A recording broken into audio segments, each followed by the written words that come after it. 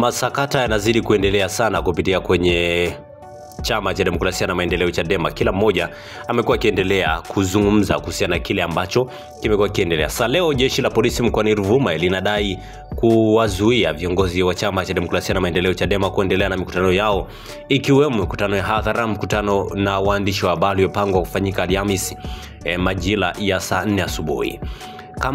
Makamu mwenyekiti wa Chama cha Demokrasia na Maendeleo Chadema Bara John Heche amesema hayo Aprili 10, 2025 akizungumza na Jambo TV muda mfupi baada ya kuhojiwa na polisi kutokana na wito uliowasilishwa kwa viongozi wa chama hicho kufika kituo cha polisi Songea.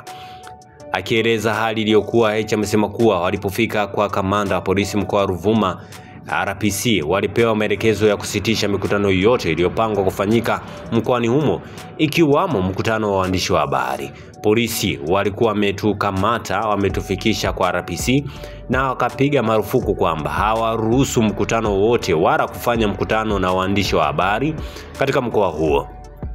Wametuambia tuondoke hapa Ruvuma kwani mikutano yote imepigwa marufuku. Ameeleza kuwa walielekezwa kuwa hakuna ruhusa kujadili masuala yanayohusiana na kampeni ya No Reform No Election, na kwamba iwapo chama hicho kinataka kufanya mikutano basi wajadili mada nyingine isiyohusiana na msimamo huo wa kisiasa. Nikamuuliza tuchagulie mada utakayopendelea tuiwasilishe. Akasema hamruhusiwi kuzungumza No Reform No Election, ameongea Heche mara baada kutoka kituo cha polisi. Kwa upande wake kamanda wa polisi mkoa wa Ruvuma, kamishna msaidizi mwandamizi wa polisi Marco Chiria, alipotafutwa na Jambo TV kuhusiana na tukio hilo, amesema kuwa atatoa taarifa rasmi kwa vyombo vya habari muda utakapofika majira ya saa 7 siku ya Alhamisi, na hakupenda kuzungumza tukio hilo kwa undani kwa wakati huo.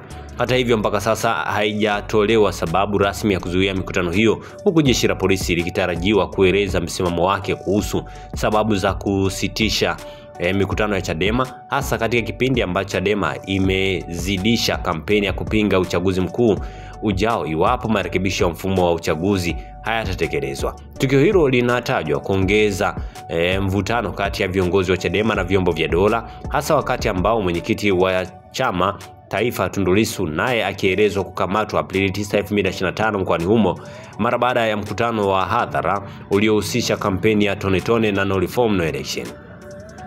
Wachambuzi wa siasa wanatazama hatua hizi kama dalili za msuguano unaozidi kuongezeka kati ya serikali na upinzani kuelekea uchaguzi mkuu wa 2025, huku akihoji nafasi ya uhuru wa kisiasa na haki ya vyama vya siasa kufanya shughuli zao kwa mujibu wa sheria.